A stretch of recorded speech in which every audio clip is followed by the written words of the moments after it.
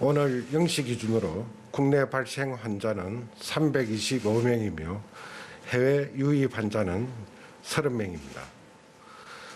어제 6분의 환자가 사망하셨습니다. 상가 고인의 명복을 빌며 유가족분들에게도 위로와 조의를 표합니다. 먼저 사회적 거리두기 조정 방안에 대해 말씀드리겠습니다. 그동안 정부는 사회적 거리두기에 대한 다양한 의견들을 최대한 반영하기 위해 노력하였습니다. 여러 차례 각 부처와 지자체, 외부 전문가가 참여하는 회의를 거쳐 다양한 의견을 수렴하였습니다. 이를 바탕으로 오늘 중대본 회의를 거쳐 사회적 거리두기 조정 방안을 확정하였습니다. 결론적으로 정부는 향후 2주간 현 거리두기 단계와 주요 방역 조치를 유지하기로 하였습니다. 5인 이상 사적 모임 금지 조치는 설 연휴까지 유지합니다. 다만 현재 유행 상황 판단이 어려운 점을 감안하여 일주일 뒤 환자 발생 추이와 재확산 위험성을 재판단하여 다중이용시설의 방역 수칙을 완화할지 여부를 다시 검토할 예정입니다. 정부는 그동안 2.5단계 기준 이하로 환자 수가 안정적으로 줄어들며 3차 유행이 점차 통제되는 양상에 따라 거리두기 단계를 하향 조정하는 논의를 하고 있었습니다. 그러나 지난주부터 환자 수가 다시 증가하며 유행이 재확산되는 경향이 나타나고 있습니다. 이번 주 하루 평균 환자 수는 418명으로 지난주에 365명보다 증가하여 거리두기 2.5단계 기준에 해당합니다. IM 선교회와 관련된 대규모 집단 감염을 제외하더라도 환자 수는 증가세를 보이고 있습니다. 교회, 의료기관뿐 아니라 사우나, 스크린 골프장, 태권도장 등 다중이용시설에서의 집단 감염도 증가하고 있습니다.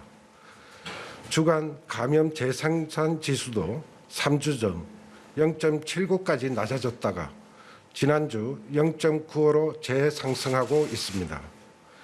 이 같은 추세가 일시적인 증가에 불과할지 3차 유행이 재확산되는 국면으로 전환되는 것인지는 판단이 쉽지 않습니다.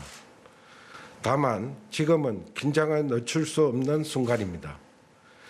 이와 함께 설 연휴로 인해 감염이 확산될 가능성도 걱정스러운 대목입니다.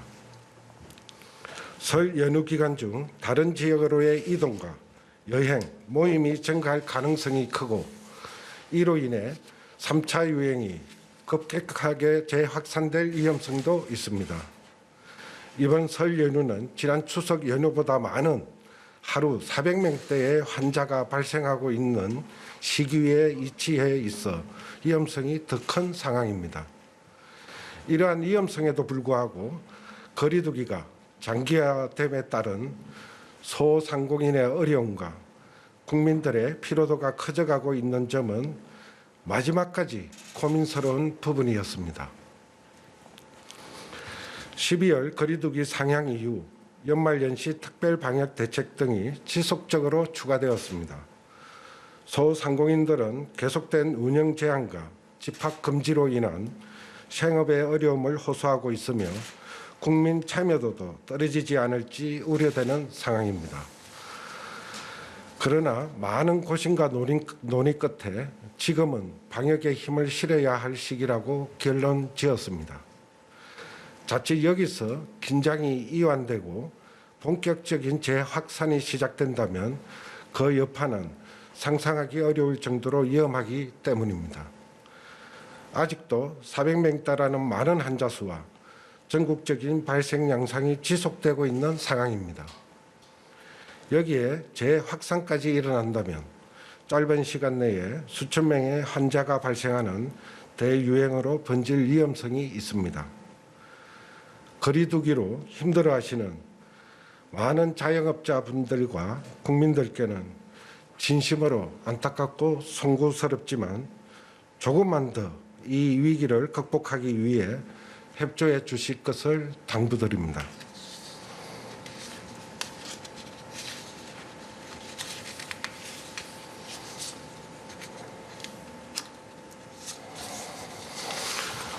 다음으로 내일부터 적용되는 사회적 거리두기 조정 방안에 대해 설명드리겠습니다.